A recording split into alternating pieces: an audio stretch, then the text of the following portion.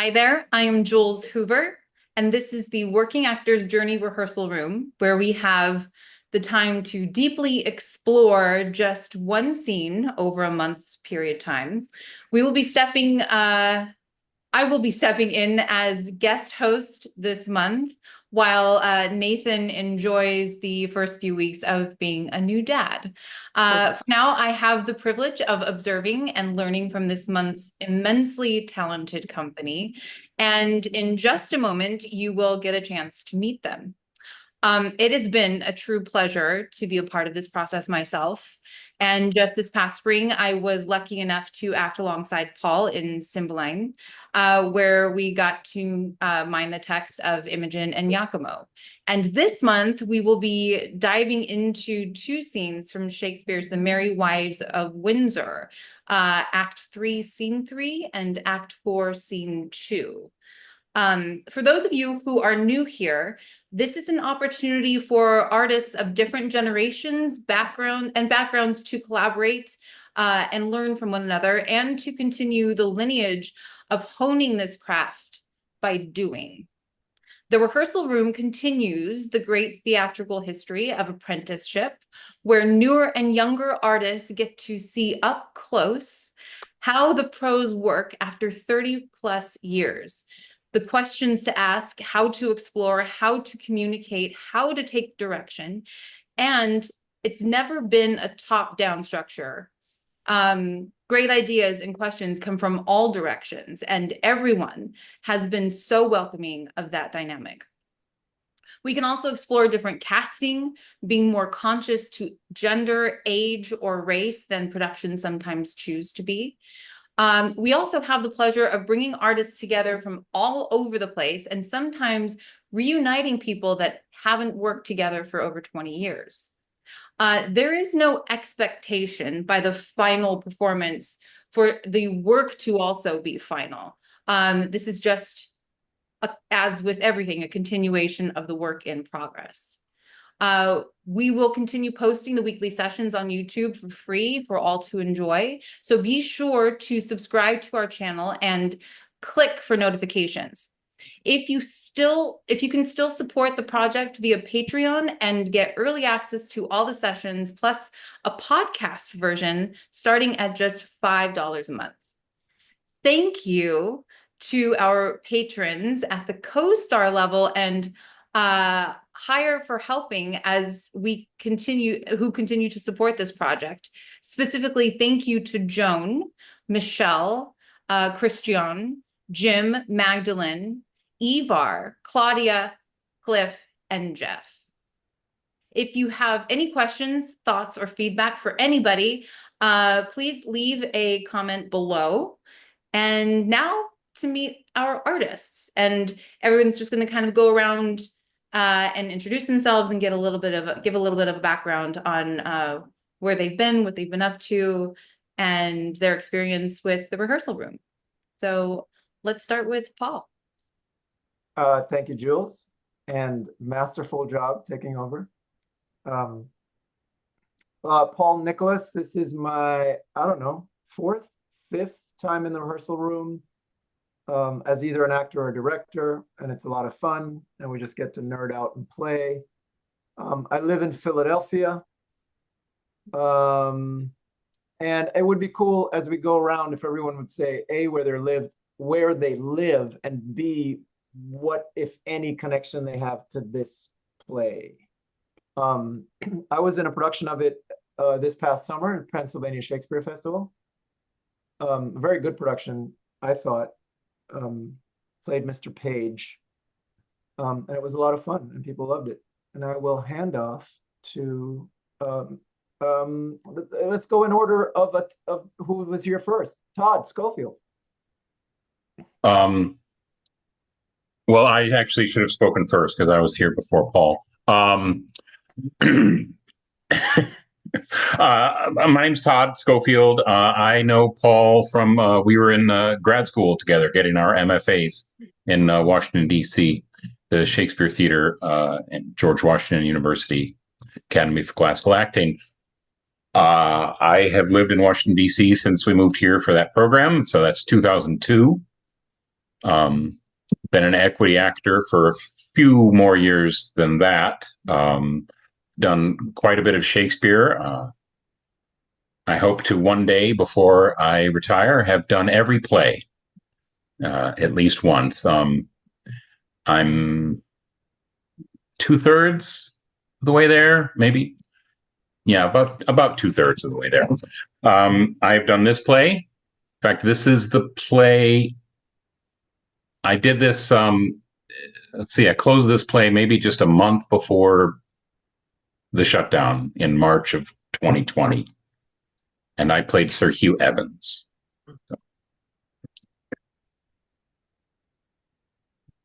And I guess Gideon's next. Hello, my name is Gideon Rappaport. I have been a teacher of Shakespeare for nigh on to 45 years or so in college and high school. I work as a theatrical dramaturg. I've just come out with my latest book called High School Homilies, and I'm in San Diego. And my job is to bite my tongue as much as possible, but chime in when the meaning of what Shakespeare wrote has to be made a little clearer. And that's my job. And it's a whole lot of fun. And the reason is because when I get to work with such good actors like these, I only have to suggest something and boom, there it is. They do it. And it's thrilling. It just makes Shakespeare come alive when the actors know what they're saying and mean what they're saying. My motto is, if you want the audience to mean their applause, you have to mean what you're saying. And these professionals do that, and it's very exciting work. So I love doing it. And Corinna, did I say it right? Yep, that's right. My name's Corinna Christman. I'm from Chicago, Illinois, and I did this, I think 3 years ago. I was in King John. I had a small part, and then I've mostly been an audience member since then. I'm largely a teacher and director. I do some acting for fun. This past summer, I directed The Merry Wives of Windsor outside in the park, so that's my closest connection. And it was super fun. It was perfect outside. It got dark just at the right moment. We all ran over across the forest. We made the audience move to the Great Oak. It was really cool. And I love to act, but I mostly, like I said, end up on the other side. And I'm just really excited to learn from Gideon, from all of you. So, yeah. I'm Michele. And I think Michele, yes. Yes. I'm Michele Schultz. I am Los Angeles-based actor and practicing entertainment attorney. I am naturally bidialectal as I grew up in England, but have lived most of my life in the United States. I've done 2 or 3 of these workshops, I think all with Gideon, which has been a wonderful, wonderful gift. He's a tremendously wonderful dramaturg. And I really don't have any connection to Merry Wives other than as a reader and a spectator of, I think, just television productions. I don't know that I've ever seen it actually performed live.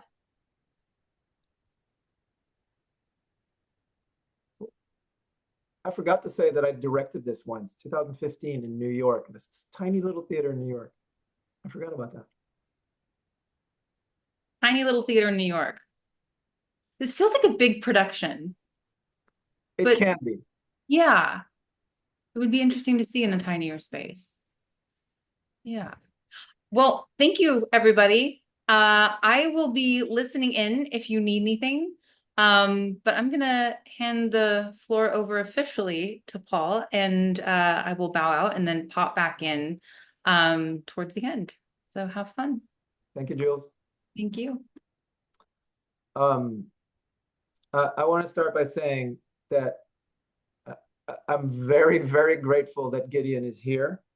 I asked Nathan specifically, is Gideon available? Because this play, I ended up, at the time when I directed this play, the producers asked me, do I like the play? And I said, no, I don't like it at all. which is why I kind of want to direct it, because I want to try to figure it out. A lot of it is baffling to me, and especially the language, and I can think of no person on earth to better dig into it with than Gideon Rappaport. So I'm very grateful that you're here, Gideon. Thanks for building me up, so I'm sure to disappoint people. No chance. And I will say to all of you that normally I have an agenda when I've directed in the rehearsal room in the past. Like I know that this week I want to work on this, and the next week I want to work on that. For this, I think we just keep plowing through it. And when our time is up, we stop and we come back next week and pick up where we were and just keep plowing through it. There is something I would like to experiment with in the second scene, which I will talk about when we get there, which might make Gideon climb through the screen and try to. I'm not doing nudity, Paul. It's only from the bottom down. All right. You keep the t-shirt on.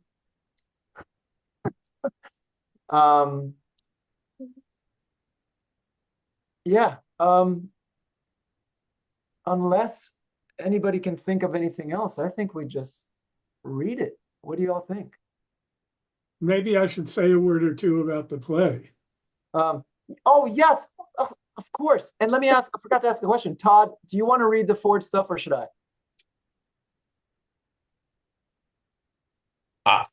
I would love for you to read it simply because I think it'd be better for the audience to have somebody other than the guy they just saw as Falstaff. I can tell you, if that's your reasoning, I can tell you that's not an issue. It's not that type of, I mean, they'll get it, but you're going to, you can put a hat on or something. It's not a typical audience. Okay. Then sure, I'll read it. I mean, it's up to you. I don't mind reading it. Yeah. I'll read it. It's fine. I'm so sorry, Gideon. Of course, you should go first. No, don't apologize. I'm just asking. No, you definitely should. I don't have that much to say, but I'll say a couple things. There is a tradition, unverifiable at this point, starting in about 1702, that Queen Elizabeth asked the company to produce a play that will show Falstaff in love. She loved the Henry IV plays so much, and particularly was interested in Falstaff, and she had a sense of humor, so she wanted to see Falstaff in love. And the tradition suggests that Shakespeare wrote this play very quickly for a performance for the Queen, not actually at Windsor, but in London, celebrating the Order of the Garter, which it was always completed at Windsor. And there are all kinds of arguments, pro and con, the historical implications, which I won't get into. But what we see in this play is Falstaff not in love literally, but trying to make a few bucks by convincing these two ladies that he is in love. And I wanted to read you one sentence from the Arden edition, the introduction to the Arden edition. This is edited by H.J. Oliver, and he has a sentence about the two women that are featured in the scenes we're going to be reading. He says, Shakespeare has made the point that a woman can be virtuous without taking herself or the world too seriously. And with such a woman, a Falstaff, a Falstaff is hopelessly out of his element. I think that really sums up what we're going to be seeing. The women are joyful and virtuous both. They don't take themselves or anybody too seriously, but they take seriously their respective honesty or chastity, and also their devotion to each other in being honest and chaste women. The wife of one is a jealous man, the wife of the other is not particularly, but they share this outrage at Falstaff's attempt to seduce them, and his motive, which we don't hear in the scenes we're in, is to get them to pay out and support him.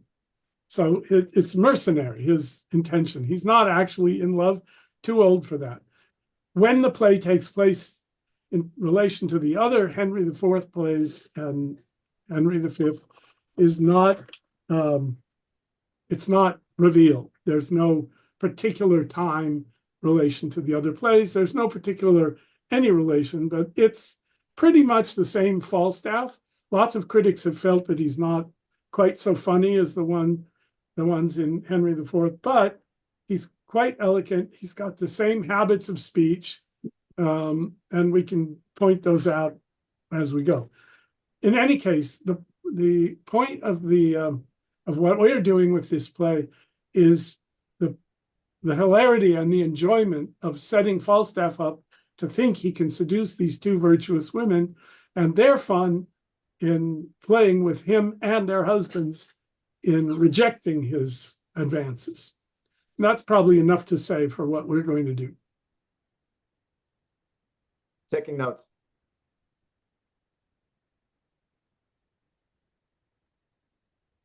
Got it. Anybody have any questions for Gideon about what he just said? No? Okay. Questions would be fine. Arguments, no. Anyway, if questions come up as we go, please feel free. Gideon, I mean, it's certainly Falstaff, but yes, he's still funny, but he doesn't have nearly the power, the rhetorical power, the razor sharp wit. I don't think that he shows in the Henrys. I think you're right. Part of the reason is he doesn't have Prince Hal to bounce it off of. Yep. And part of it, if you read Falstaff's description of his being dumped in the river from the buck basket, it's pretty eloquent and it's pretty Falstaffian, but it doesn't have the same dramatic punch, partly because we're in on the fooling of him from the start. We're not discovering him. But I think ultimately you're right. If you made a list of all the great moments in Henry IV Part 1 and compared it to the great moments in this, Henry IV Part 1 is just a greater play. But it's also interesting to me that this is how Shakespeare chose to do it, because we've already seen in those other plays, we've specifically seen Falstaff get pranked. Yes, and that happens again. And we're doing it again in this play. So I was curious that he decided to do the same thing. Well, because he knew it worked, I guess. Yeah, this works, so let me just do that again. What he's done in this play is taken a lot of the characters and repeated them in a way.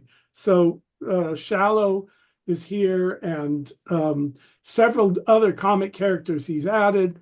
Pistol and Nym and Bardolph are here. And so it's good salesmanship because the other play was popular. So he's it's like the sequel. It's like whatever, Star Wars. You got to have a sequel because they're still paying to come and see it. And if it's true that Queen Elizabeth asked for it, well, so much the more reason. However, this is a different kind of play. This doesn't have the same depth of seriousness. It's not aiming at the same kind of overall effect. It's meant to be much lighter, serious.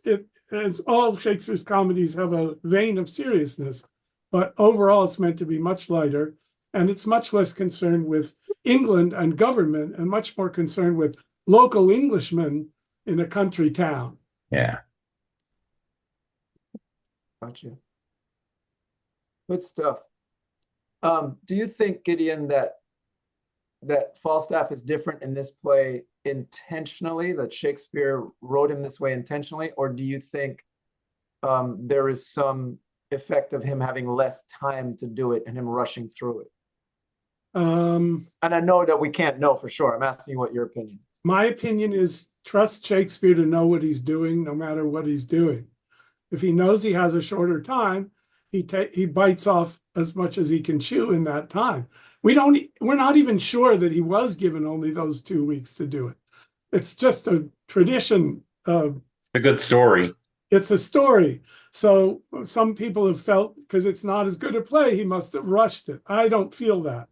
I think there's a lot of consistency in the play, but I think the difference is in his aim, in terms of his audience and in terms of the kind of play it is. So I wouldn't start by assuming anything that we don't get is because he rushed it. That's probably not the way to start. We need to start that Shakespeare, by assuming that Shakespeare knows what he's doing. And then if we really can't figure it out, maybe we can have recourse to that theory. But most of the time, I think we can figure out why he's doing what he's doing. It's interesting what Harold Bloom says about the Merry Wives Yes.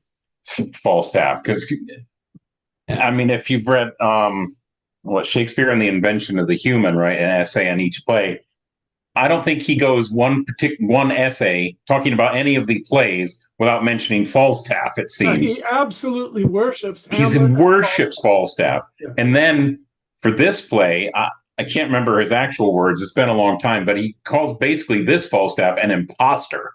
Basically, yes. Well, I would like to say that Harold Bloom is a profoundly knowledgeable person. Yeah. He was very, very nasty to his women students, or some of them. Ooh. And he was half right in that book, half right. Shakespeare does not invent the human being, but Shakespeare gives us a picture of the human being that didn't exist before. That's true. But you have to take what Bloom says with not just a grain of salt, but a little grain of skepticism. A whole tablespoon.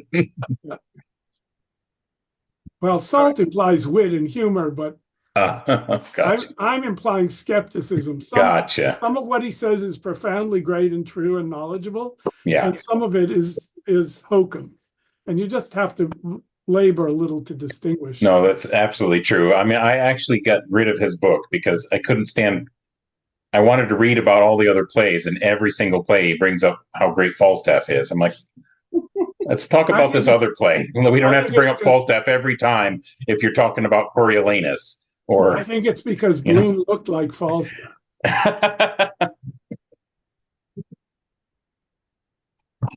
All right, let's just read through it. I won't stop you, but stop if you have to. I'll read all the servants.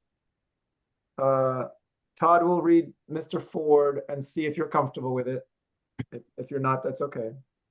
Okay. And by the way, Michele, you're Mrs. Page. Mm-hmm. And Corinna, you're Mrs. Ford.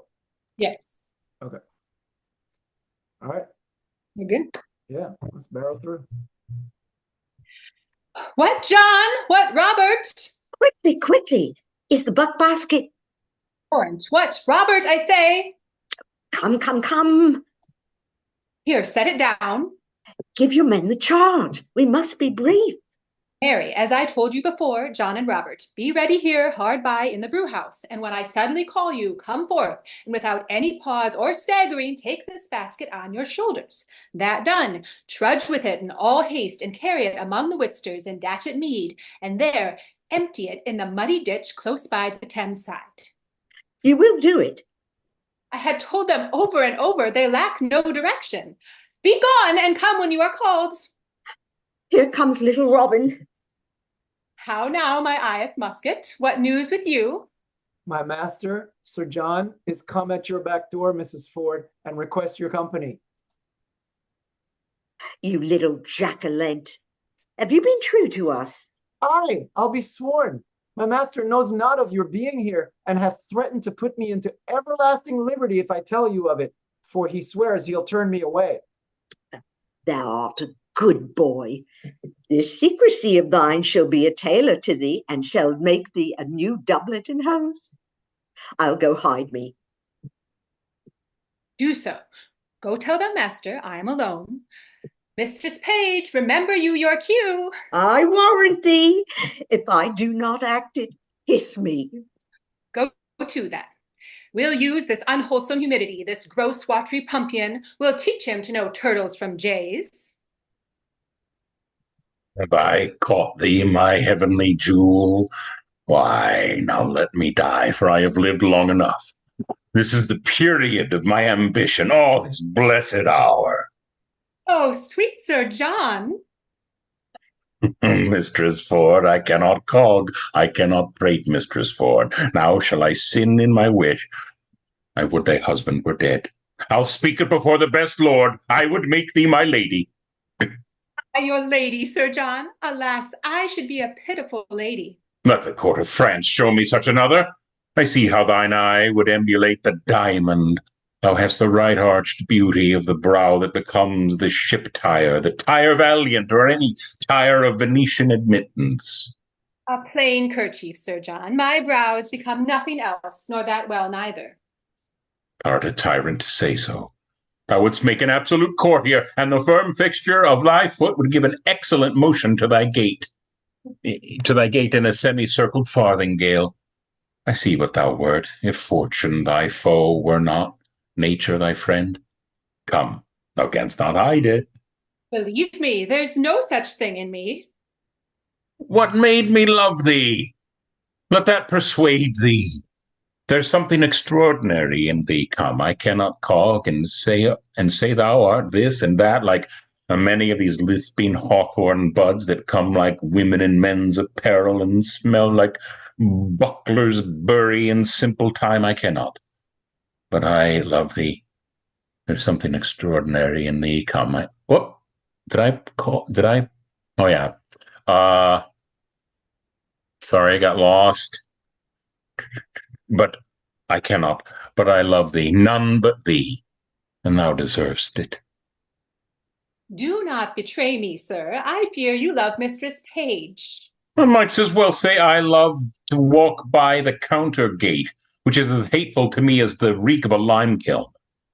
Well, heaven knows how I love you, and you shall one day find it. Keep in that mind. I'll deserve it. Nay, I must tell you, so you do, or else I could not be in that mind. Mistress Ford, here's Mistress Page at the door, sweating and blowing and looking wildly, and would need speak with you presently. She shall not see me. I will ensconce me behind the arras. Pray you do so. She's a very tattling woman. What's the matter? How now? Oh, Mistress Ford, what have you done? You're shamed, you're overthrown, you're undone forever.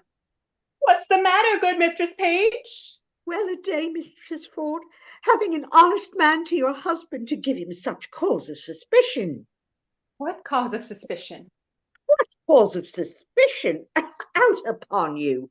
How am I mistooken you? Why, alas, what's the matter? Your husband's coming hither, woman, with all the officers in Windsor to search for a gentleman that he says he is here now in the house, by your consent, to take an ill advantage of his absence. You are undone. 'Tis not so, I hope. Oh, pray heaven, it be not so, that you have such a man here. 'Tis most certain your husband's coming with half Windsor at his heels to search for such a one. I come before to tell you. If you know yourself clear, why, I am glad of it. But if you have a friend here, convey him out. Be not amazed. Call all your senses to you, defend your reputation, or bid farewell to your good life forever. What shall I do? There is the gentleman, my dear friend, and I fear not mine own shame so much as his peril. Rather than £1,000 he were out of the house. Oh, for shame! Never stand you had rather and you had rather. Your husband's here at hand. Bethink you of some conveyance. In the house you cannot hide him. Oh, how have you deceived me? Oh, look, here is a basket. If he be of any reasonable stature, he may creep in here and throw foul linen upon him, as if it were going to bucking. Or, oh, it is whiting time. Send him by your two men to Datchet Mead. He's too big to go in there. What shall I do? Let me see it. Let me see it. Oh, let me see it. I'll in. Follow your friend's counsel. I'll in. What? Sir John Falstaff? Are these your letters, knight? Of thee, help me away, let me creep in here, I'll never. Help to cover your master, boy. Call your men, Mistress Ford. You dissembling knight. What, John? What, Robert? John? Go take up these clothes here quickly. Where's the cowstaff? Look how you drumble. Carry them to the laundress in Datchet Mead. Quickly, come. Pray you, come near. If I suspect without cause, why then make sport at me, then let me be your jest. I deserve it. How now? Whither bear you this? That's you, Corinna. Why, what have you to do whether they bear it? You are best to meddle with buck-washing. Buck? I would I could wash myself of the buck. Buck, buck, buck, buck, aye, buck. I warrant you, buck, and of the season too it shall appear. Is there not a double excellency in it? Still you, Todd. You have one more line. I do? Yeah. 165. Oh, sorry. Oh, there it is. I see it now. I scrolled right past it. Up, gentlemen. You shall see sport anon. Follow me, gentlemen. Is there not a double excellency in this? I know not which pleases me better, that my husband is deceived or Sir John. Oh, what a taking was he in when your husband asked who was in the basket? I am half afraid you will have need of washing, so throwing him into the water will do him a benefit. Hang him, dishonest rascal. I would all of the same strain were in the same distress. I think my husband had some special suspicion of Falstaff's being here, for I never saw him so gross in his jealousy till now.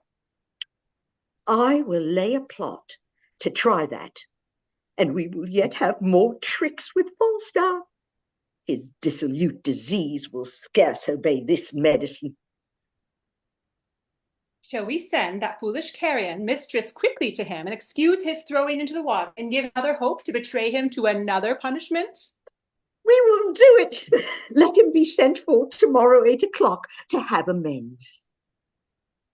And we jump to Act 4, Scene 2.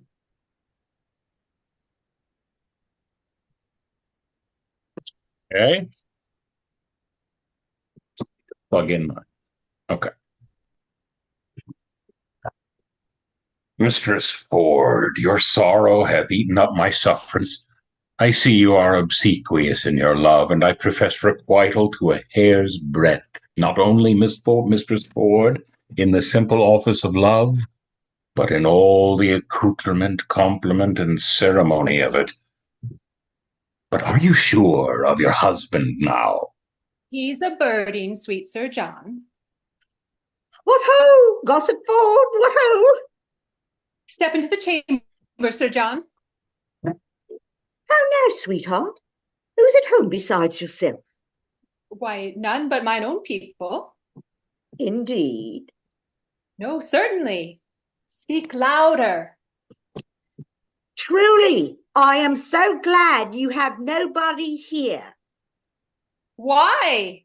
Why, woman, your husband is in his old lunas again. He so takes on yonder with my husband, so rails against all married mankind, so curses all Eve's daughters of what complexion whatsoever, and so buffets himself on the forehead, crying, peer out, that any madness I ever yet beheld seemed but tameless stability and patience to this his distemper he is in now. I am glad the fat knight is not here. Why does he talk of him? Of none but him, and swears he was carried out the last time he searched for him in a basket. Protests to my husband he is now here, and hath drawn him in the rest of their company from their sport to make another experiment of his suspicion. But I am glad the knight is not here. Now he shall see his own foolery. How near is he, Mistress Page? Hard by at street end. He will be here anon. I am undone. The knight is here. Oh, why then you are utterly shamed, and he's but a dead man. What woman are you? Away with him, away with him! Better shame than murder. Which way should he go? How should I bestow him? Shall I put him into the basket again? No, I'll come no more in the basket. May I not go out ere he come?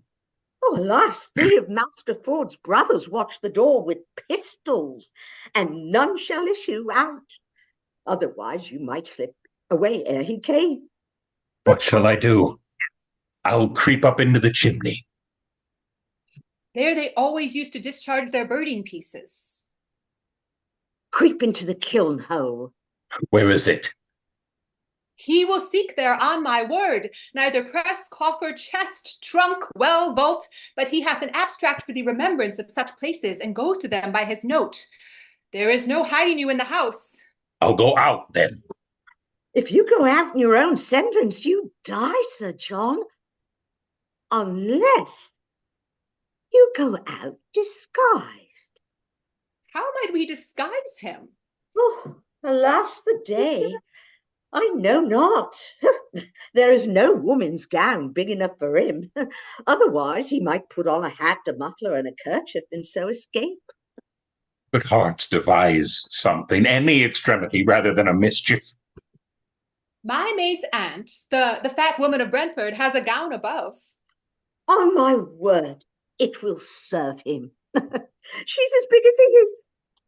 And there's her throbbed hat and her muffler too. Oh, run up, Sir John. Go, sweet John. Mistress Page and I will look some linen for your head. Quick, quick.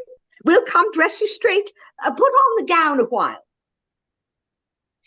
I would my husband would meet him in this shape. He cannot abide the old woman of Brentford. He says she's a witch, and forbade her my house, and hath threatened to beat her. Have him guide him to thy husband's cudgel, and the devil guide his cudgel afterwards. But is my husband coming? Aye, in good sadness is he, and talks off the basket too, howsoever he hath had intelligence. We'll try that, for I'll appoint my men to carry the basket again, to meet him at the door with it as they did the last time. Nay, but he'll be here presently. Let's go dress him like the witch of Brentford. I'll first direct my men what they shall do with the basket. Go up, I'll bring linen for him straight. Hang him, dishonest varlet.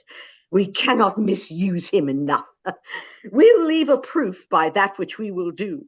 Wives may be merry, and yet honest too.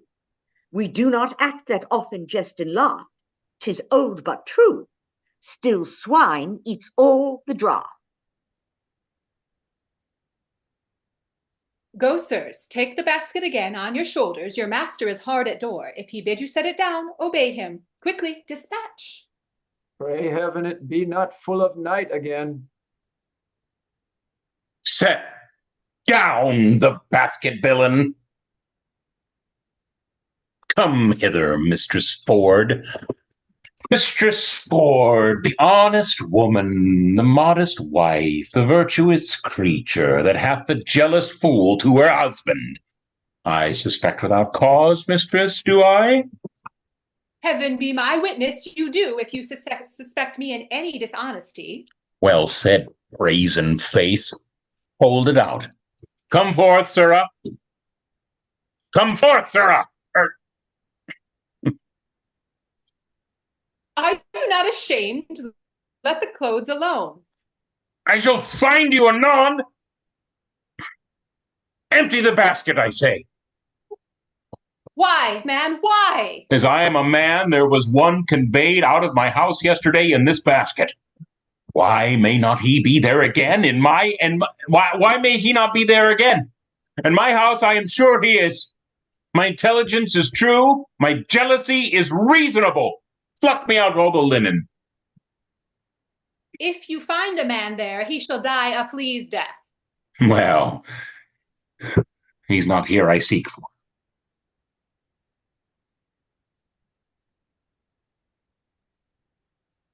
It's you, Corinna. Sorry. What ho, Mistress Page, come you and the old woman down. My husband come into the chamber. Old woman? What old woman's that? Why, it is my maid's aunt of Brentford. A witch, a queen, an old cousining queen. Have I not forbid her my house? She comes of errands, does she? We are simple men. We do not know what's brought to pass under the profession of fortune telling. She works by charms, by spells, by the figure, and such daubery as this is beyond our element. We know nothing. Come down, you witch, you hag, you. Come down, I say. Nay, good sweet husband, good gentleman, let him not strike the old woman. Come, Mother Pratt, come, give me your hand. Now, brat her. Out of my door, you witch! You rag, you baggage, you bullcat, you runion! Out, out, out! I'll conjure you, I'll fortune tell you. Are you not ashamed? I think you have killed the poor woman. Nay, he will do it, to the goodly credit for you. Trust me, he beat him most pitifully. Nay, by the mass, that he did not. He beat him most unpitifully, methought. I'll have the cudgel hallowed and hang o'er the altar. It hath done meritorious service. What think you? May we, with the warrant of womanhood and the witness of good conscience, pursue him with any further revenge? The spirit of wantonness is sure scared out of him. If the devil have him not in fee simple with fine and recovery, he will never, I think, in the way of waste, attempt us again. Shall we tell our husbands how we have served him? Yes, by all means, if it but to scrape the figures out of your husband's brains. If they can find in their hearts the poor unvirtuous fat knight shall be any further afflicted, we too will still be the ministers. I warrant thou have him publicly shamed, and he thinks there would be no period to the jest should he not be publicly shamed. Come to the forge with it, then shape it. I would not have things cool. Lovely. Lovely. Questions before I ask my questions? Any of you? Well, there's certainly a lot of words that I get a sense of what they are, but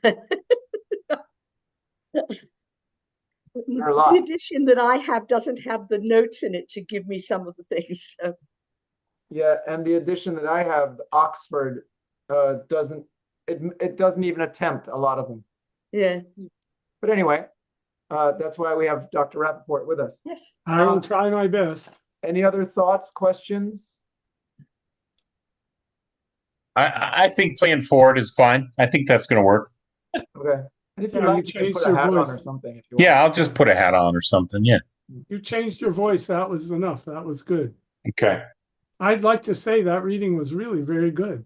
As a first go, yeah. One of the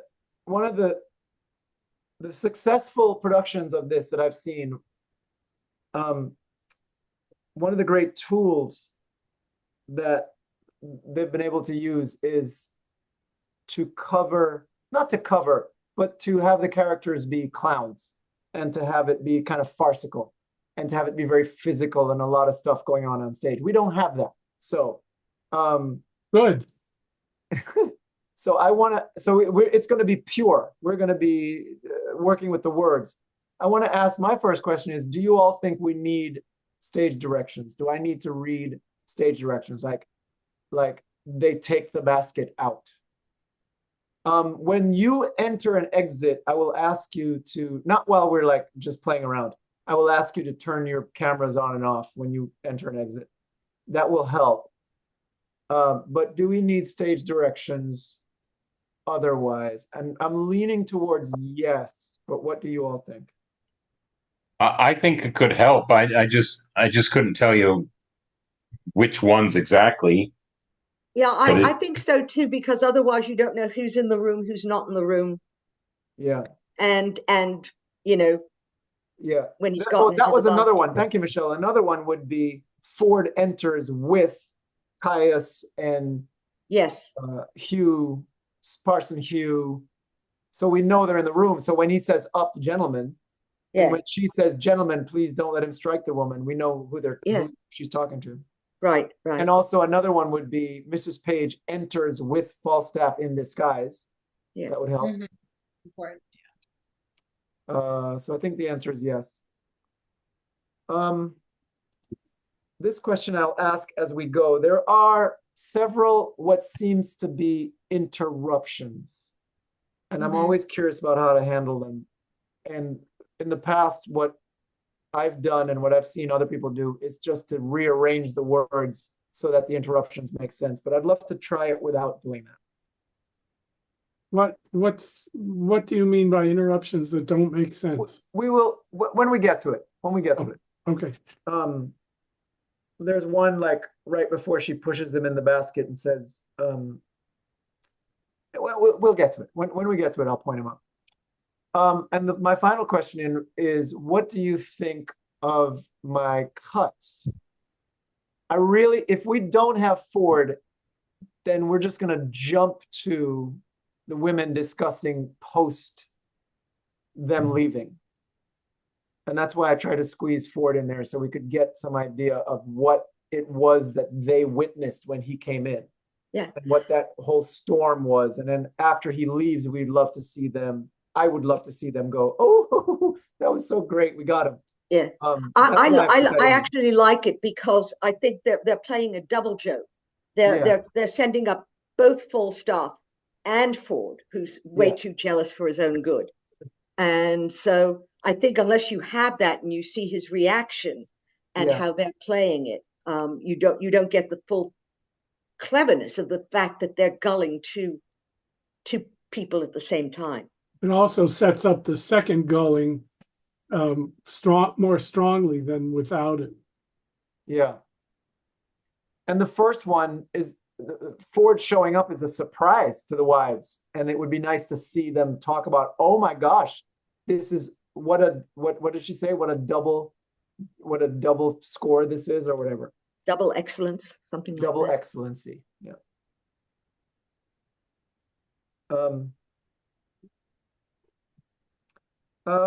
Why don't we?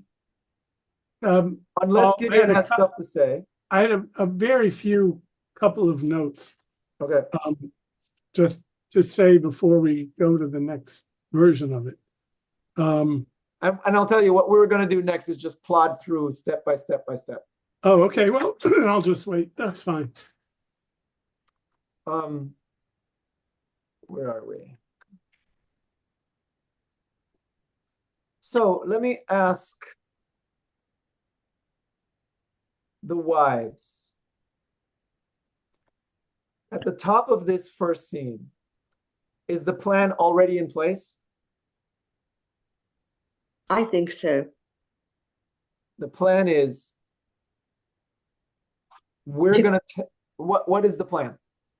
The plan is to get Falstaff to go into the washing basket, the laundry basket, so that they can take him out and dump him in the river. And they're going to tell him that, oh my gosh, Mr. Ford is coming and your life's in danger. Yes. And oh my gosh, where are we going to hide you? What is this? Oh, maybe we can hide you in here. And they take a stab at his size by saying if he is of any reasonable stature, he can go in.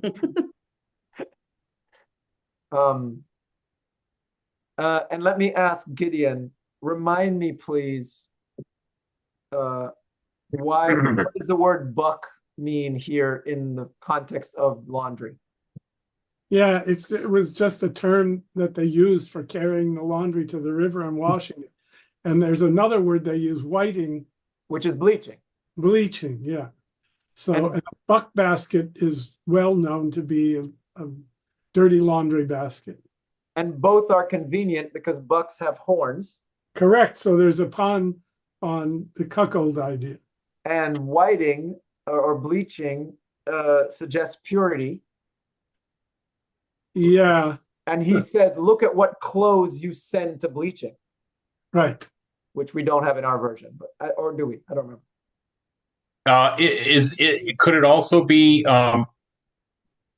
short for buckram, a fabric? I don't think so.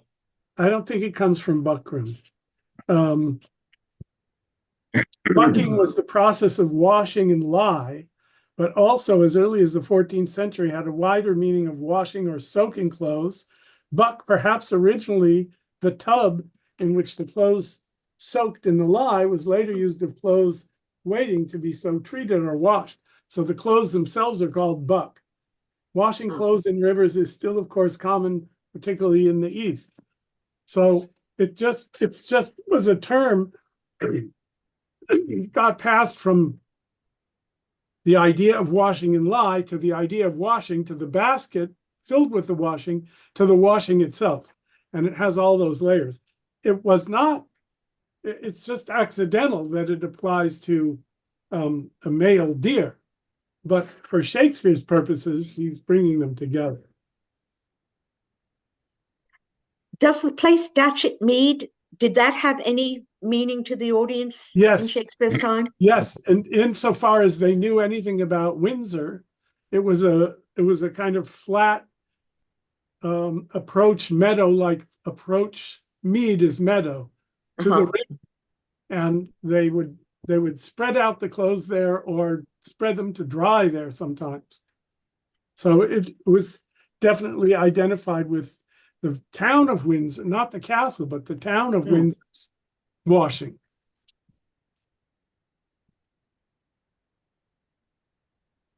Okay.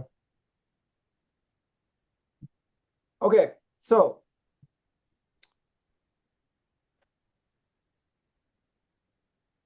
in this opening bit, I believe there is a certain a rather large dose of urgency going on because he is set to arrive any moment. And I think that's what Mrs. Page means when she says we must be brief. And Mrs. Page says quickly, quickly. So I think they're in a bit of a hurry. Not only is the plan in place, but you have already instructed your men of exactly what they're going to do. Right, Mrs. Ford? Am I right about that? I have to go get a tissue real quick. No problem. Yeah, I'm repeating the instructions again here. Okay, so then why are you repeating the instructions? Obviously, we know you're repeating it for the audience. Yeah, But yeah. why is Mrs. Ford repeating it? Oh, go ahead. Could they be a little slow on the uptake? I think so. And she says, I've told them over and over. Why would she need to tell them over and over? Yeah. Yes, I've been saying this all day just to make sure they do the right thing. Yeah. But I think it's also that Mistress Page needs to be persuaded by Mistress Ford that it's all set up. Like she comes in and says, quickly, the buck basket. And Mistress Ford says, I warrant, I promise you, it's taken care of. And then she says, Page says, give your men the charge. We must be brief. We're in a hurry. And Mistress Ford says, yeah, I've already told them, but I will tell them again.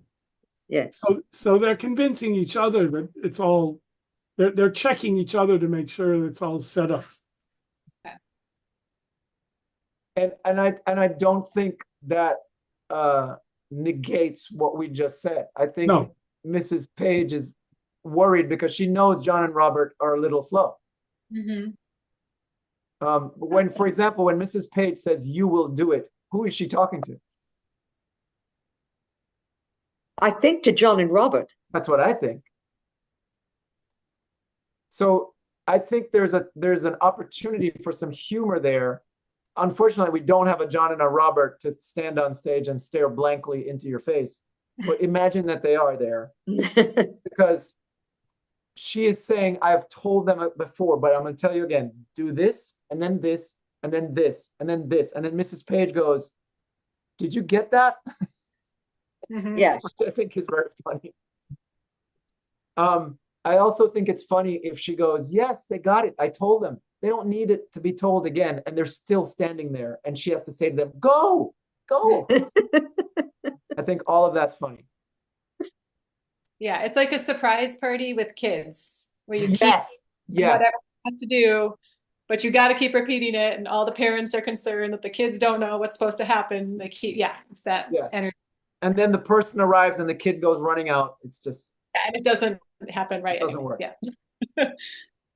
so I think I will read, well, I'll try it now, but certainly when we're reading the whole thing, I will read, enter John and Robert with a large, what do you think, Gideon? Should I say buck basket or should I say laundry basket?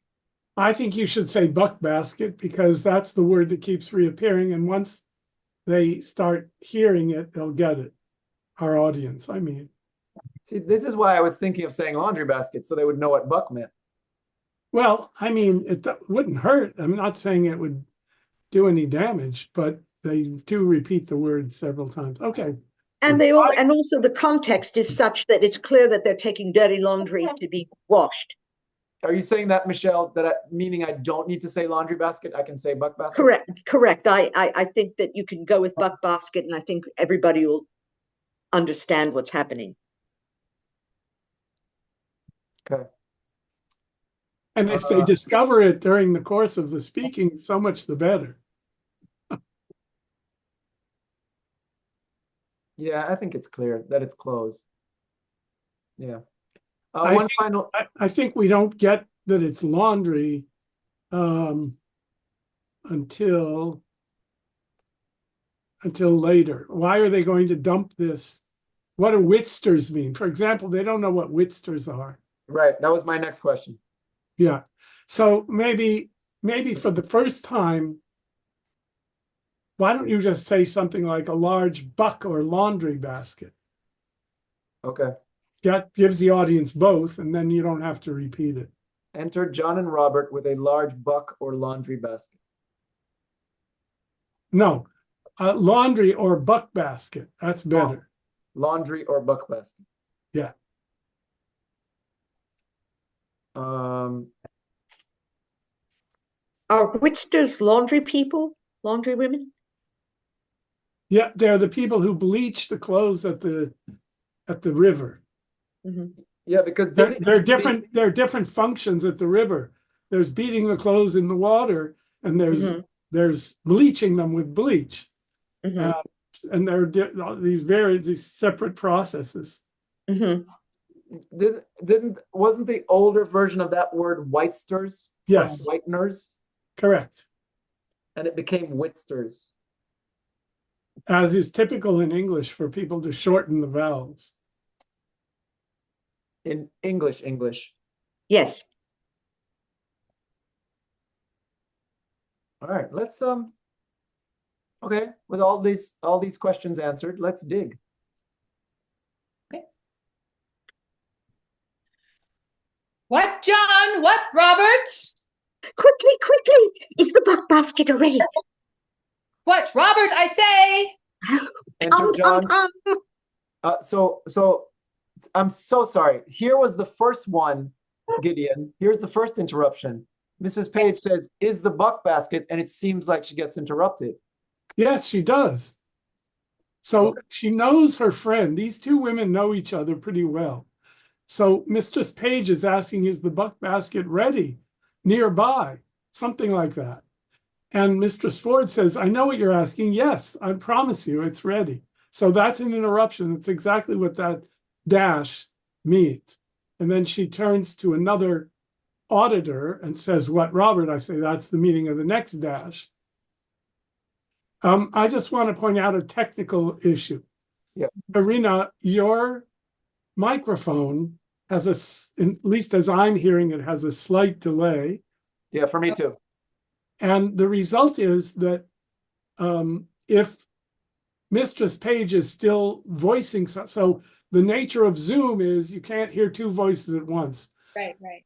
It just makes nothing or else one cuts off. So all of us have to be careful not to be trying to be heard when someone else is speaking, but particularly when you're jumping on the line as here, it has to be a jump, but you have to wait until she's finished making any sound, and then we'll hear what you say, because otherwise your first word gets just cut off. Maybe what I can do is the buck basket, Yeah, without saying something. that would help. Okay. And there are all kinds of adjustments in Zoom settings that we can talk about later, Corinna. Yeah, I have to look at my internal. Remember in the old days, Zoom had a thing in the top left corner that said original sound, and that's gone now. That's hidden in the advanced settings. But anyway, Mine says original sound for musicians off. yeah, Mine you have an old version, Todd. That's not in the Okay. new version. I believe it. I mean, it's there, but it's in the settings. And Michele, remember that I'm going to read Enter John and Robert with a large laundry or butt basket. I'm Right. also going to say John and Robert exit, and I'm going to say Enter Robin. And I'm going to say she exits when Mrs. Page exits. Okay, let's give it another shot. What, John? What, Robert? Quickly, quickly. Is the buck basket? I warrant. What? Robert, I say. Enter John and Robert with a large laundry or buck basket. Come, come, come. Here, set it down. Give your men the charge. We must be brief. Mary, as I told you before, John and Robert, be ready here hard by in the brew house, and when I suddenly call you, come forth, and pause or staggering, take this basket on your shoulders. That done, trudge with it in all haste, and carry it among the Winsters in Datchet Mead, and there empty it in the muddy ditch close by the Thames side. You will do it. I had told them over and over, they lack no direction. Be gone, and come when you are called. John and Robert exit. Oh, here comes little Robin. Enter Robin. How now, my eyes musket? What news with you? My master, Sir John, has come at your back door, Mistress Ford, and requests your company. You little jack-o'-lent. Have you been true to us?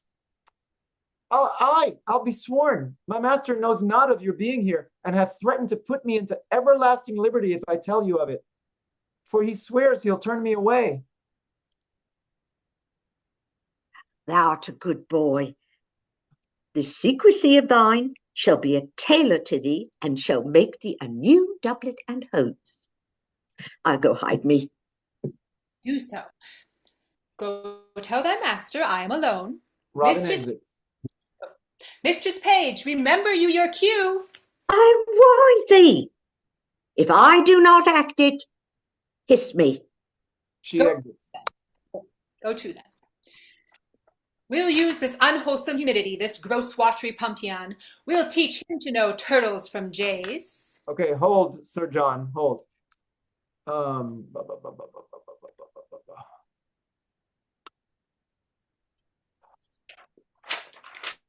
Corinna, Yes. do you think it would be funnier if you told John and Robert the stuff that you have told them over and over, if you said it to them very slowly? That's a real question. I don't know that it'd be funnier. I'm just wondering if they're that dumb that you have to say it really slowly. Try that. I have a question about one of Robin's lines, but let's ask this first. I.S. Musket, what the hell? An I.S. musket is a little sparrowhawk, a young baby sparrowhawk, because robin is small. Ah, and Robin is also a little bird. Right.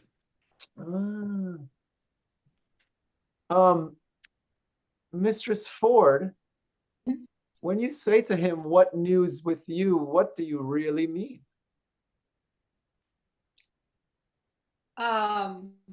We're trying to get, he's the messenger for our plan, right? To say if Falstaff is on how soon he'll be there, so that whether we should be ready or not. Right. It could be a number of things. I would like to throw into the list of possibilities that the question is he here? How close is he? Mm-hmm. What's your report? What do you have to report? Yeah. News means not just what we mean by it, but it's really what's the latest report? What's the newest piece of information? not the gossip, but the Right. Right.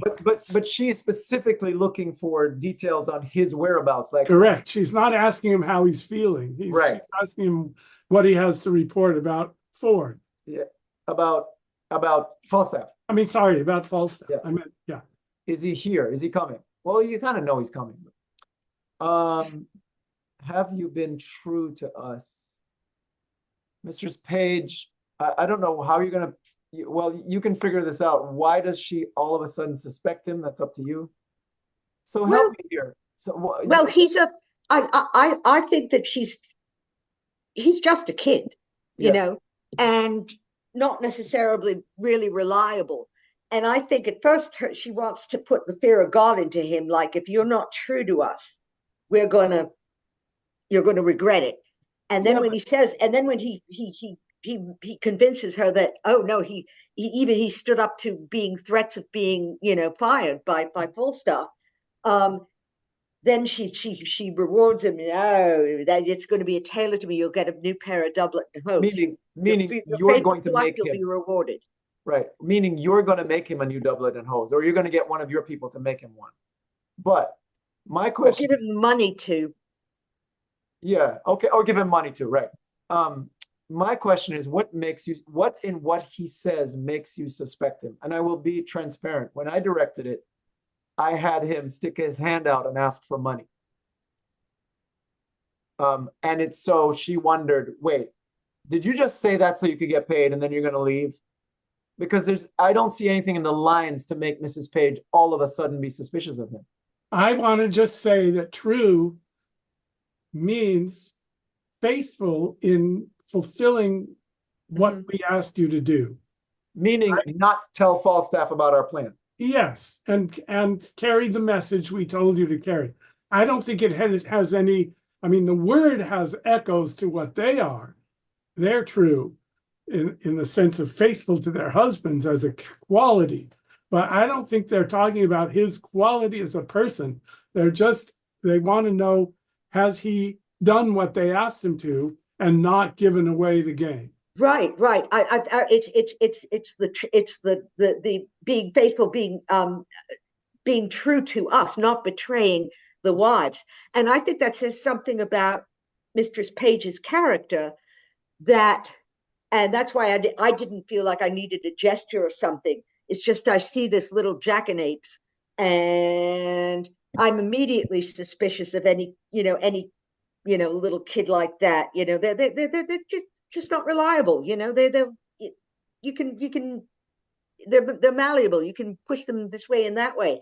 And I want to make sure that he understands that it's really important for him not to betray us. The same way you wanted to make sure that the buck basket was ready. Right. Like you're trying to cover all the Right. possible glitches. Yes. So then are you both saying that there's nothing that in Robin's lines that makes her suspicious? I honestly didn't think so. No. Because it seems weird that she insults him to say, have you been true to us? I don't think it's an insult in the context. She's a mistress and he's a servant. Yeah. It's a question. It's a legitimate question. And it may imply you're telling us Ford's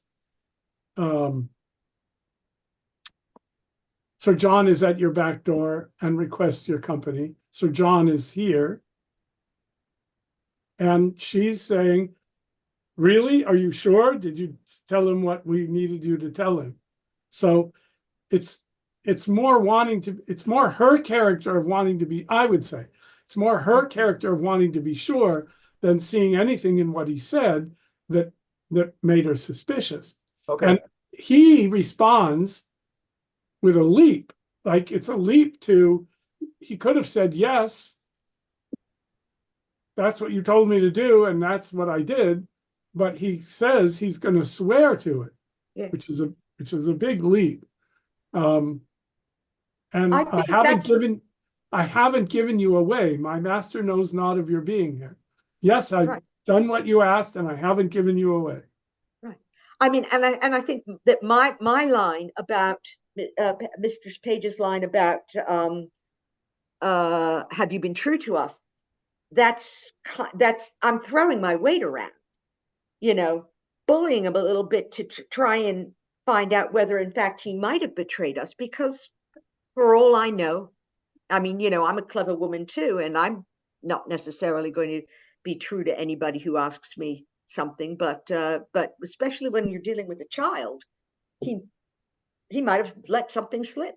I would disagree about the last part. You are going to be true no matter who asks you what, except when you're actually focusing on trying to fool someone like Falstaff. Okay. You're basically an honest woman. Okay. This is kind of exaggerated fun for you two. You're not used to lying to people and creating false stories, but you're so reacting to those letters you got from Falstaff before that it's driven you to this kind of fun. But I think I am bullying Robin. I mean, it's perfectly reasonable to think he's a little boy servant and you're a grown woman mistress, and so you could, Okay. And just so that Robin's not really important here, but Gideon, when Robin says he hath threatened to put me into everlasting liberty if I tell you of it, if I tell you of the fact that he is here, right? Yes. He doesn't know that I didn't tell him that you're here, and he has threatened to fire me if I tell you that he's here. Yes. Good. Okay. So that's not a malaprop. No, well, it's funny because it sounds like it is. It sounds like Shakespeare is going to make of Robin a joke, but when he finishes, for he swears he'll turn me away, it turns out that Robin is much cleverer than we thought from that earlier line. So cleverer, let's say, than John and Robert, because he's making a joke, everlasting liberty, because he swears he'll turn me away and I'll be freed. And that's not good, because he won't have anything to do or anybody to serve or any way to eat. So everlasting liberty would be a punishment, and he means it. And we think it's a joke until he completes his sentence, and then it's not a joke. Right, right. Got it.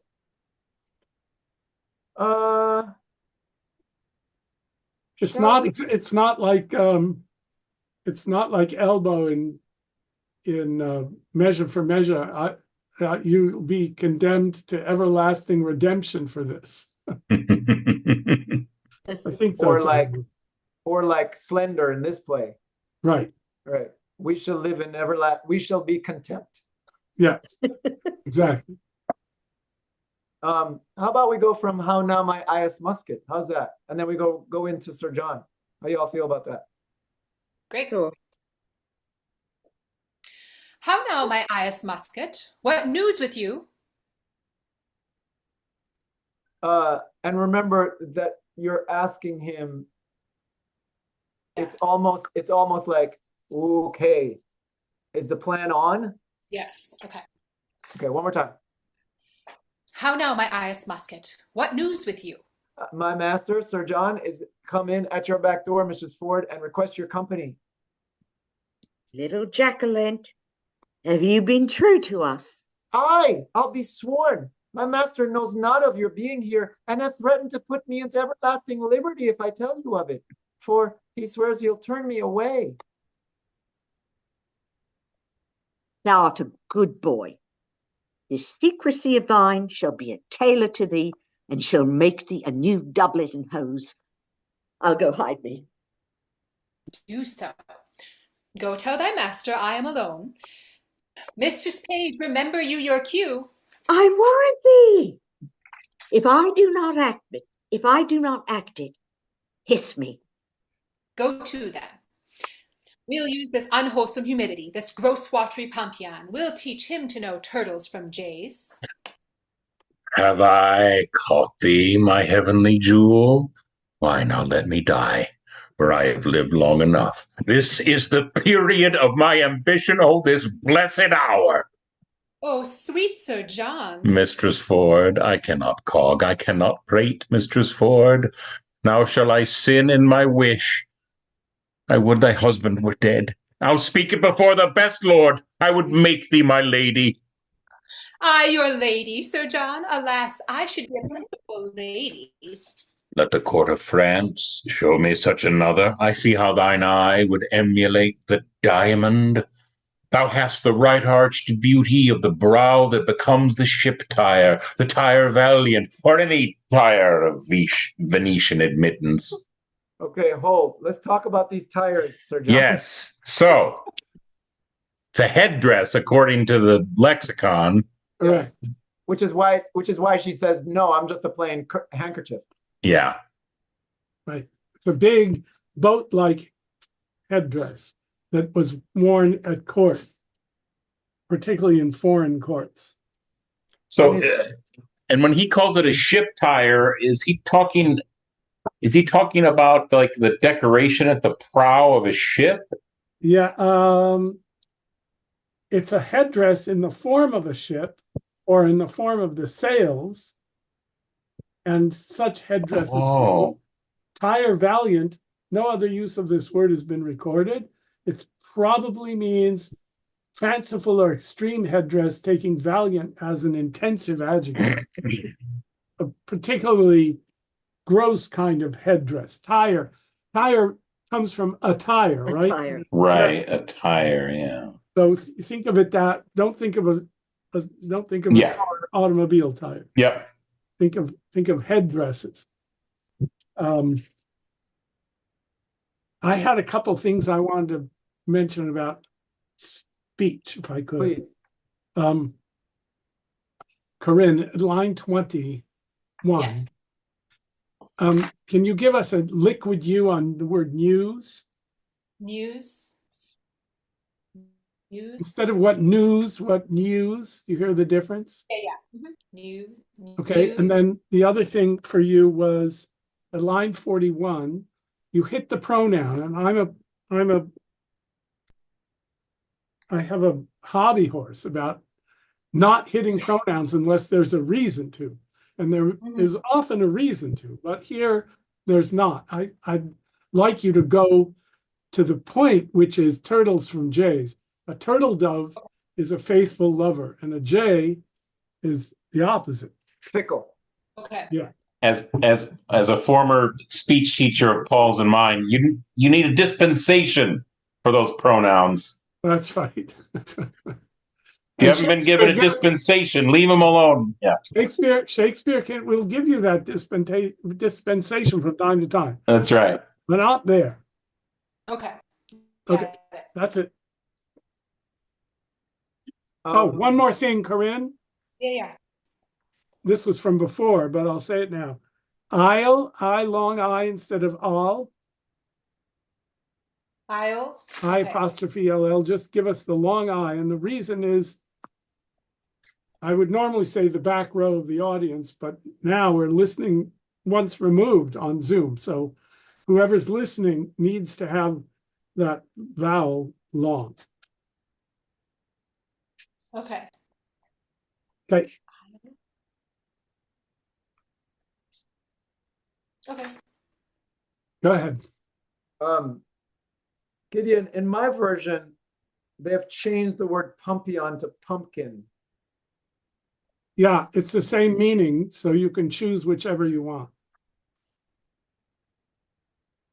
Got it.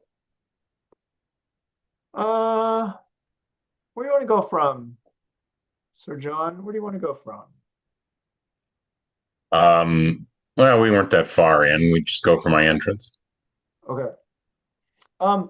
Corinna, I keep wanting to say Corinna. Corinna. Yeah. So when you get to that line where you say, I fear you love Mrs. Page, Mistress Page, Yes. I feel like you are yelling her name Okay. to cue her to come on. Okay. So I wonder if some of your previous lines, if you could have found a way to go hiss, because she says, if I do not act it, hiss me, which means, you know, if a bad actor is on the stage, instead of clapping, you go, but also you're taking it to mean get my attention by hissing. Okay. This is just me trying to make it funny. Okay. Yeah. And if you're going hiss, hiss, and she's not coming on, and you go, I think you love, and you say her name really loudly, Mistress Page, to get her to enter because he's all over you. Yes. Mm-hmm. And he's very handsy. He's not handsy on Zoom, but if we were on stage, he'd be handsy. So hiss, like, should I try to work it into the words or just hiss? Like, you have fun. I don't know. You have fun. all right. But the point is, you're trying to get her attention, and it's not right in the beginning, but like, Yeah, closer to the saying her name. yeah, like maybe after the tire stuff. Yes. Okay. Okay. Yeah. Okay. We'll see what happens. Go, Sir John. Have I caught thee, my heavenly jewel? Why, now let me die, for I have lived long enough. This is the period of my ambition, oh, this blessed hour. Oh, sweet Sir John. Mistress Ford, I cannot prate, Mistress Ford. Now shall I sin in my wish? I would thy husband were dead. I'll speak it before the best lord. I would make thee my lady. I, your lady, Sir John. Alas, I should be a pitiful lady. Let the court of France show me such another. I see how thine eye would emulate the diamond. Thou hast the right arched beauty of the brow that becomes the ship tire, the tire valiant, or any tire of Venetian admittance. A plain kerchief, Sir John. My brow has become nothing else, nor that well neither. Thou art a tyrant to say so. Thou wouldst make an absolute courtier, and the firm fixture of thy foot would give an excellent motion to thy gait in a semicircled farthingale. I see what thou wert, if fortune thy foe were not, nature thy friend. Come, thou canst not hide it. Can we stop here, Paul? Yes, please. I'm wondering if we could switch some words and say, I see what thou wert if fortune were not thy foe. Nature. I think it's clearer. I also want to know what you mean by that. If fortune were thy foe were not, and nature thy friend. Okay. You think she's poor? I think she's poor, or I mean, I don't think she's that poor because I'm trying to get money from her husband. She's definitely not poor because Brooke comes to you, Ford comes to you as Brooke and tells you how much money he has. Right. She's not attired the way that the high ladies are. She doesn't have the army of servants and the dressmaker to make her a new dress for every week and the to do the hair and the makeup. And I'm saying that I can see what that would be if you were a great lady. If fortune thy foe were not thy foe. If fortune were not thy foe. That's what it means. For fortune were not thy foe. It's just an inversion of subject and of the verb in the negative. But I just want to help clarify this. Sir John Falstaff has been made a knight. He's kind of a carpet knight. It's not a reward for courage, really. But he has been made a knight already by the Henry IV place. Right. Is of a higher rank than a townsperson like Mr. Ford and Mistress Ford. Even a wealthy one, yes. But they're wealthy and he's not. So he wants to make her his lady because the wife of a knight is called Lady so-and-so. Right? So it's a rise in rank. So he's trying to seduce her with this flattery, but also this image of her as rising up the scale, even though, as we know, he belongs much lower in the moral scale than he is. He's higher officially in the social scale. So that is picturing her to be now. The problem with the picture is that it would take a fortune to dress her the way he's thinking the way he's saying he thinks of her as dressing, right? Mm-hmm. She would not only have to be a lady, but she'd have to have all this money to spend on clothes and so on, and be a courtier. And Falstaff himself can't afford to be a courtier. That's why he wants her money. So I'm just trying to give those layers in so that it helps make Yes. sense. Well, Fortune is her foe because she's married to Ford. Right. Nature is her friend because she's so beautiful. Beautiful, right. Right. Okay. Todd, I'm generally very welcoming and of ideas, but I like the poetry of If Fortune Thy Foe Were Not. You don't like it? It's very Falstaffian.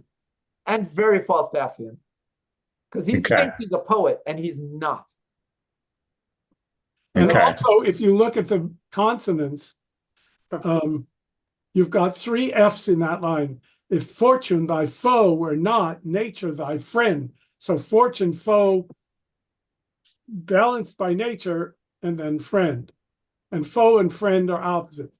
So the structure of the line is, it's prose, that's true. It's not a verse line, but nonetheless, Shakespeare is doing it on purpose, let's say. Okay. And it's rhetorical, so you can make it as exaggeratedly rhetorical as you want. If fortune thy foe were not, and nature thy friend, you know? Yep. I don't want to give you how to do the line. I'm just saying you can rhetoricize it as much as you like, because that's Falstaff using his skill. Or what he thinks is his skill. But there is something peculiar about this, Gideon. He says, I can see what you would look like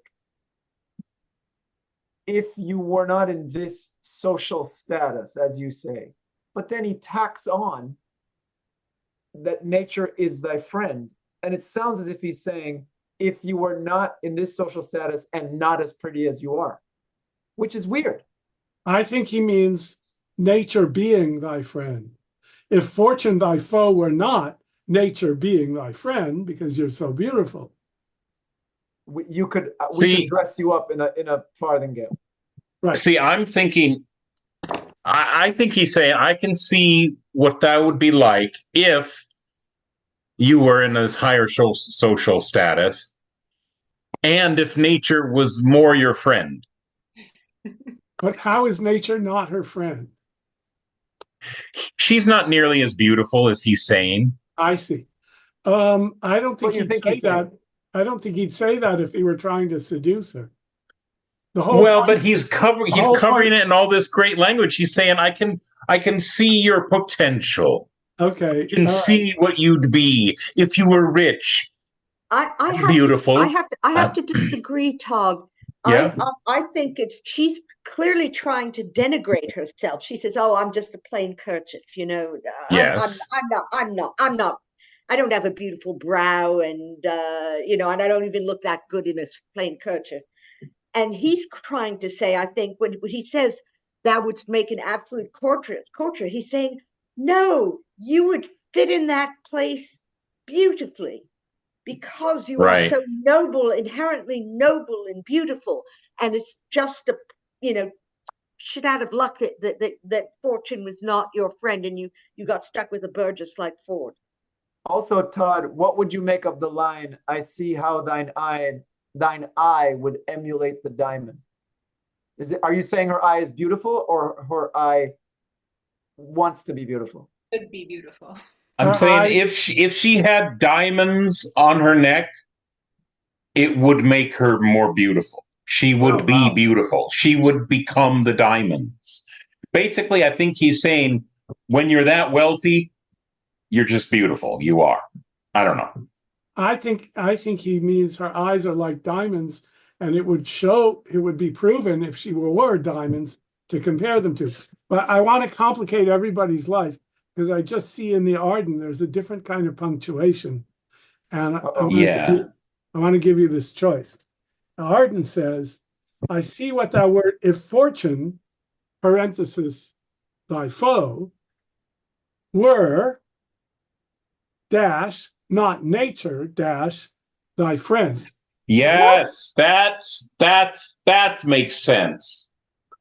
That I makes see that sense. word, if That fortune, makes sense. thy If you foe- were rich instead of beautiful, I remember a button a friend of mine had. It's the funniest button. Buttons were big in the 80s in high school, and his button said, "I wish I were rich instead of good looking." And I think that's what he's saying here.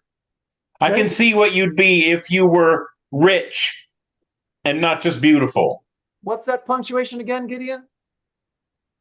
I don't think it means that. I think if fortune, parenthesis, thy foe, parenthesis, were, dash, not nature, dash, thy friend. In other words, if Let- fortune, who is now your foe, were your friend, rather than just nature being your friend. Let me read it, Paul. This is I see what thou wert, if fortune, thy foe, were not nature, thy friend. I have to say that makes sense to me. Yeah. It makes sense to me, except I don't accept that not nature means nature's not your friend now. I think it means nature is your friend. The way he just said it to me sounded like nature's your friend now, but nature's your friend now. But I can see what you'd be if you were also rich. There you go. That's it. Or not just rich, because she is wealthy. If you were in the better socials. If you were a lady. If you were a lady. Now we agree. I see what thou wert, if fortune thy foe were not nature thy friend. Yes. Yeah, I think that's better punctuation. That's clear to me. That's clear to me. Because I was having a hard time justifying him saying that she's not as beautiful as she could be. That's funny. I'm this is the Folger version, right? I just today started working for the Folger. So screw you, Folger. That's not better. Well, I'm looking at the apparatus in the Arden, and the folio doesn't help us at all. No. And Compositor B didn't know what to make of that line with punctuation. Come on. There are many emendations by Pope and Alexander and others. And the one I just gave you is the Arden editor's guess about what it means. So I think you should take the punctuation to be whatever you can use to make it make the most sense to you. Yep. And this ties back into, I see how your eye would emulate the diamond. Yep. You have the right arch beauty of the brow that would fit the greatest headgear. I think so too, yes. Yeah. Oh my gosh, this is one of the nerdiest conversations I've ever had, but I love it. I love it. I so love it.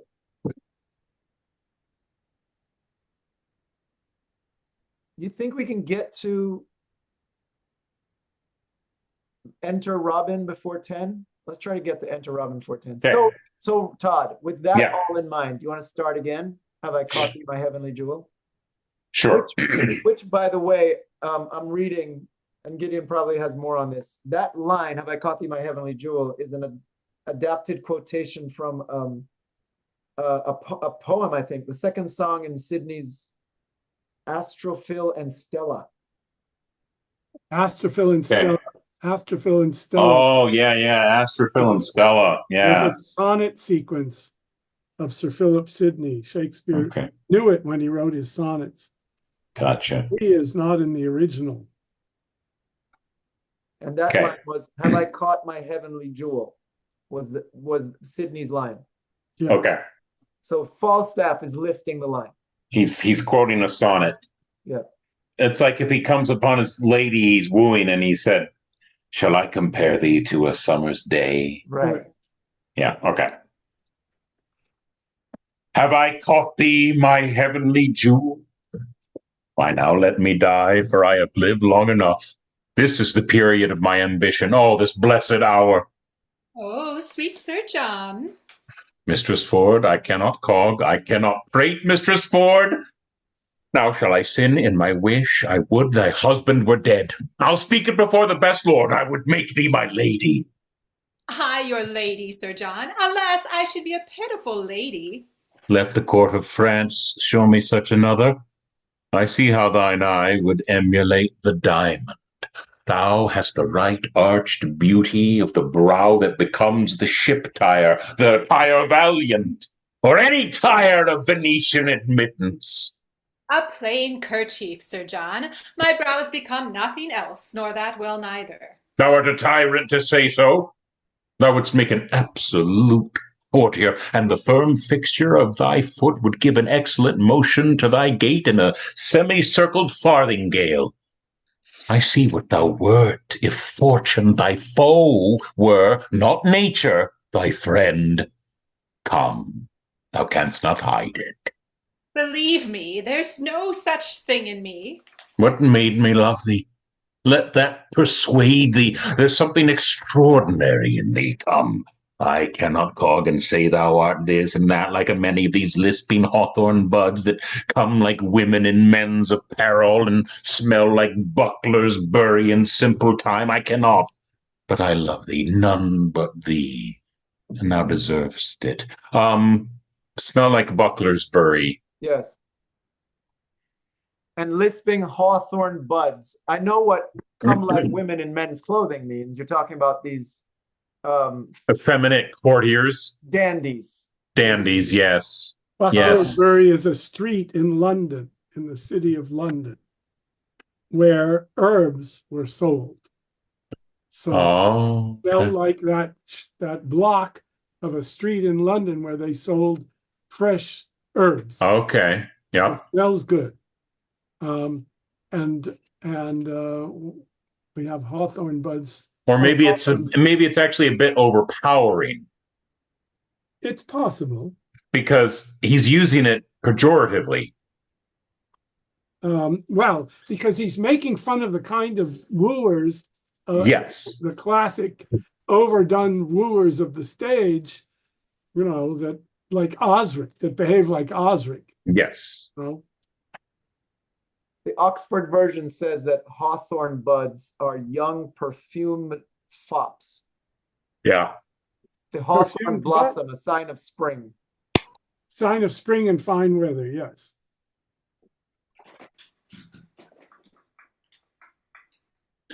But I think he's saying that's not how a man should smell. Right. Right. It's kind of from the pastoral poetic tradition. Smells like one of those candle stores in the mall. Yeah. And men should not lisp either. That's right. Big rousing voices. That's Because right. if that's what wins love, I'm out of luck. Mm-hmm. Mm-hmm. Yep. Okay.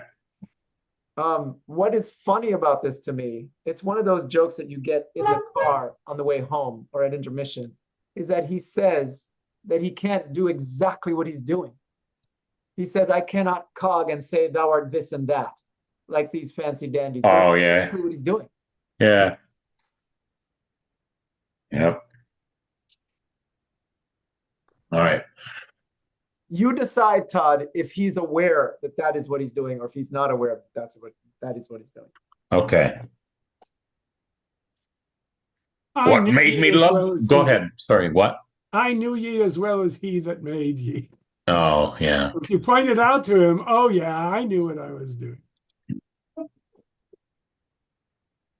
What made me love thee? Let that persuade thee. There's something extraordinary in thee. Come, I cannot cog and say thou art this and that, like a many of these lisping hawthorn buds that come like women in men's apparel and smell like bucklers bury in simple time. I cannot. But I love thee, none but thee, and thou deservest it. Do not betray me, sir. I fear you love Mistress Page. Thou might as well say I love to walk by the counter gate, which is as hateful to me as the wreck of a lime kiln. Hold there. Reek of a lime kiln. Oh, reek. Yep, it sure is. Reek. Counter gate is the gate to the debtor's prison. Oh, okay. And what's lime kiln again? Lime kiln I is know what when a they kiln is. fire clay. Okay. Oh, and it Lime- stinks. Yeah, it has to. It's producing all of the odors that come from heating the clay, and the clay's got who knows what in it, right? And glazes and things. It's not pleasant to walk by the door of a lime kiln when it's open. But he's more afraid of the counter gate because that's where they take debtors who can't afford to pay their bills. Gotcha. All right. Which is interesting that he would admit that to her, but Yeah. It's a kind of standard comparison of Falstaff's because he's got it in mind. Yeah. Shall we go from "Do not betray me, sir"? Do not betray me, sir. I fear you love Mistress Page. I might as well say I love to walk by the counter gate, which is as hateful to me as the reek of a lime kiln. Well, heaven knows how I love you, and you shall one day find it. Keep that in mind. I'll deserve it. Nay, Keep in that mind. Keep in that mind, yes. Keep in that mind. I'll deserve it. Nay, I must tell you, so you do, or else I could not be in that mind. What the hell does that mean? Yeah, I must tell you, so you do. Oh, you do So you do deserve it. deserve it. Yeah. Nay, I must tell you, so you do, or else I could not be in that mind. Heaven knows how I love you. Okay. We know she Which is doesn't love sarcasm. him. He knows, he thinks she does. Okay. He says, keep in that mind, meaning keep loving me. I will deserve your love. And she says, you do deserve how I love you, which is to disapprove of you, or else I could not be in the mind. If you didn't deserve it, I wouldn't hate you as much as I do. Not hate exactly, but be outraged by and disapprove of. So you do doesn't mean I will tell you how I feel so that you will deserve it. It means, in fact, you do deserve it, sir. Mm-hmm. I must tell you, thus you do deserve. Yeah. And I think she's talking about deserving the trick that she's going to play on him. He Yes. doesn't Correct. know that's going to happen. And Yeah. and her true feelings. Correct. Yes. Mrs. Page, we might get you in here. Uh,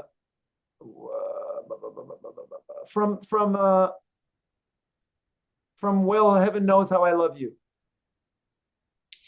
Well, heaven knows how I love you, and you shall one day find it. Keep in that mind. I'll deserve it.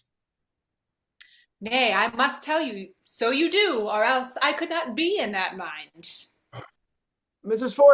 Ford, here's Mrs. Page at the door, sweating and blowing and looking wildly, and would need speak with you presently. She shall not see me. I will ensconce me behind the arras. Pray you do so. She's a very tattling woman. What's the matter? How now? Oh, Mistress Ford, what have you done? You're shamed, you're overthrown, you're undone forever. What's the matter, good Mistress Page? Oh, well a day, Mistress Ford, having an honest man to your husband, to give him such cause of suspicion. What cause of suspicion? What cause of suspicion? Oh, out upon you. How am I mistooken you? Why, Hold, please. Do you think these ladies have written down a script, or are they improvising? Did they say, okay, I'll come in and I'll say, oh, I can't believe you're doing this, and you'll say, or did they actually have it scripted? I think there's an area between those two. Which Extreme. sounds like They've planned out what they're going to say, the basic meaning of what they're going to say, but they haven't written down the words. Right. I think it's sort of like, Mistress Ford, you're going to play innocent at first. You're not going to admit it until I get it out of you. But the exact words are improv. Right. Okay. Well then, what if Mrs. Ford and Mrs. Page always wanted to be actresses, but they're terrible at it? Okay. They see these women on stage, or in their time men, but our play is set whenever, and they want to be actresses, but they're just terrible at it. Which is even better if they're improvising. Why are you inventing a drama that isn't there? That's my question. You mean me? You, Why is it a drama? because you're making another layer of dramatic irony for the audience. Which, For the sake of humor, I think. okay, Let's see. It may not work. Let's see. In other words, it should be clear to the audience that these lines are contrived. that's true. It should be very clear. Yeah. Oh, It's I not- can't believe you would do that to me. What a horrible friend you are. Why? What did I do? You know, Right. Overacting. overacting. That's what I'm saying. And the key is that Falstaff is so motivated that he will choose to believe it. Yes. Mm-hmm. And I think some of these, I don't think they practiced this together, but I do think some of the lines, like on their own, like Mistress Ford is like, I'm going to say something about £1,000. You were out of the house. Like it's Yes.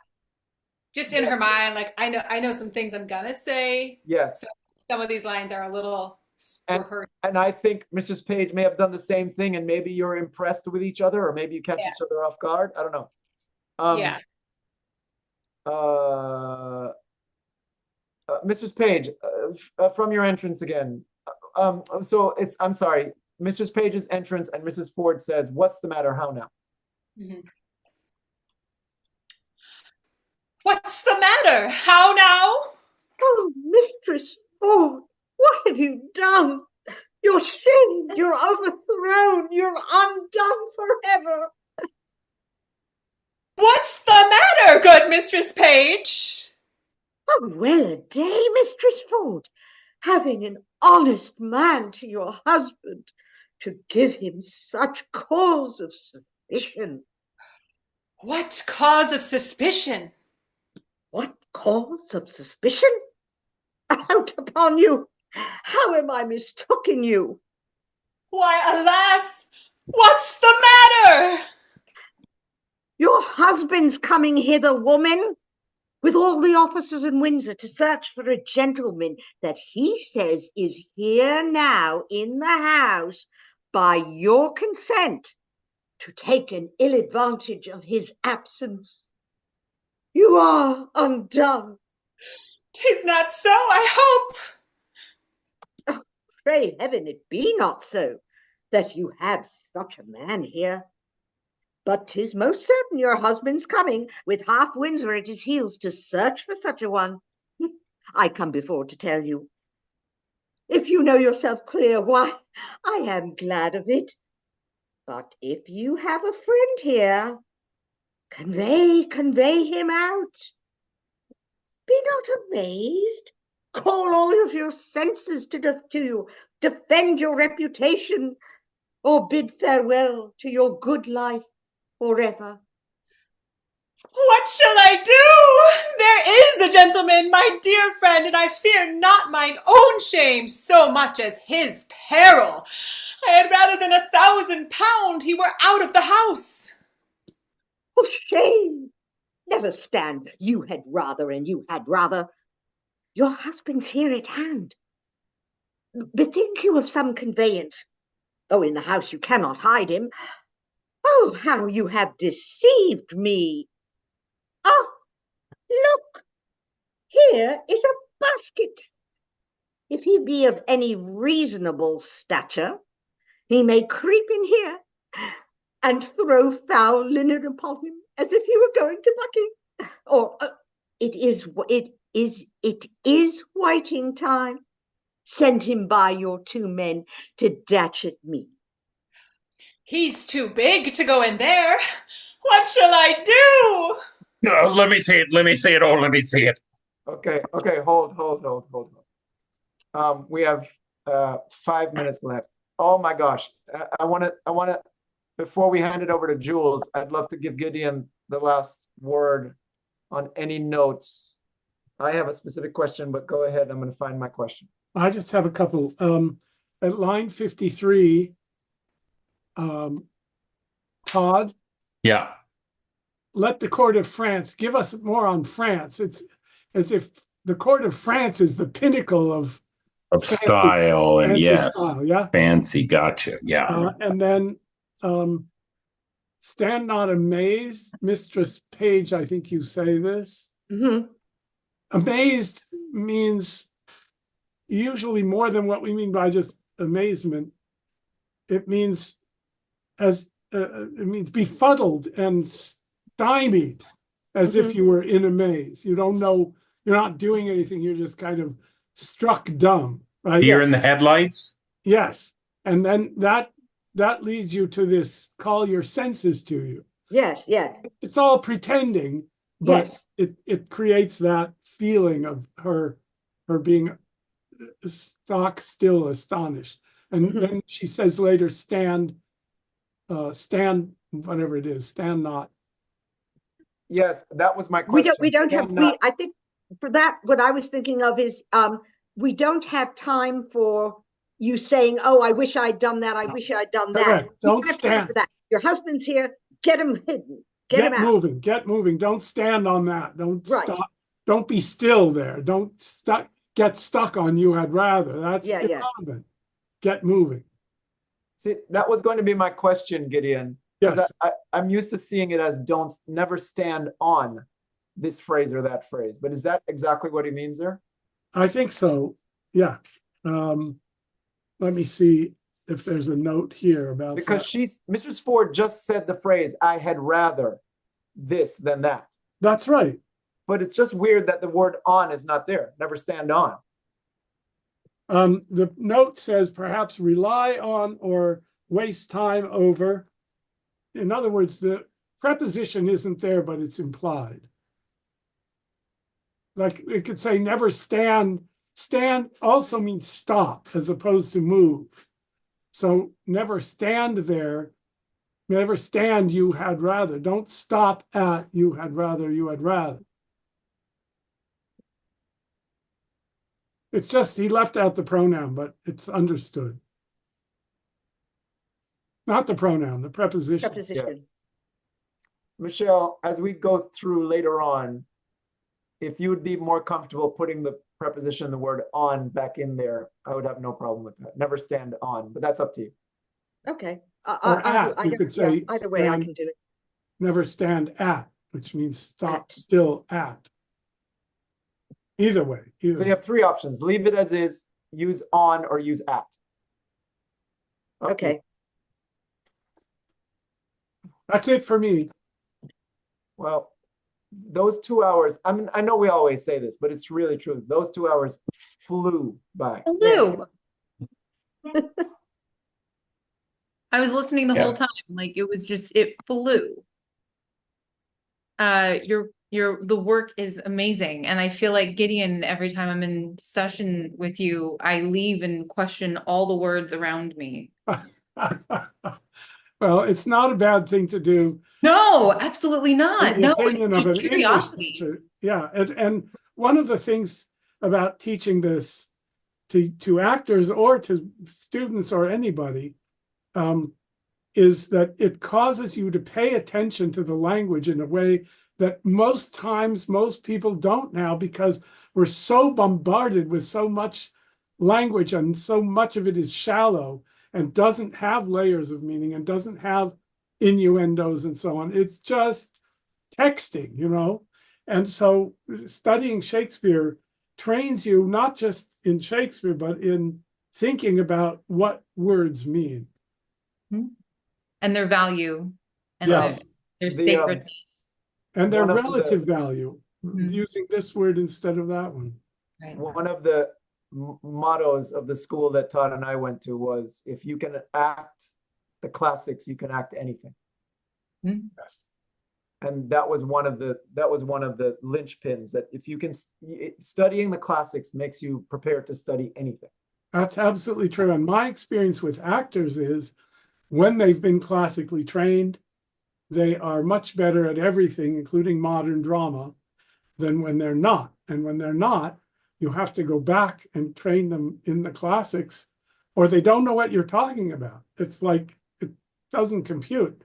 If it's not just subtext, they don't know what to do with the text. But present company absolutely accepted you're all really fabulous at this. And as I said, the first read through was wonderful. So all we're doing now is just polishing.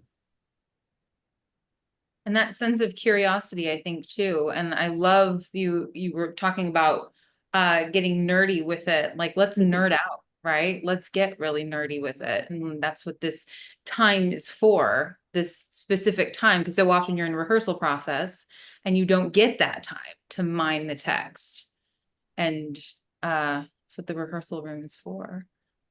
Well, that finishes week 1. Thank you all so much. Please remember, audience, to subscribe.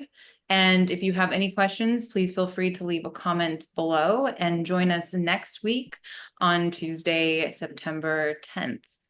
Have a beautiful evening, everyone, and we'll see you next week in the rehearsal room. Thank Thank you you. all Thank so you. much. All right. Thank you, guys. Bye-bye. Bye. Bye.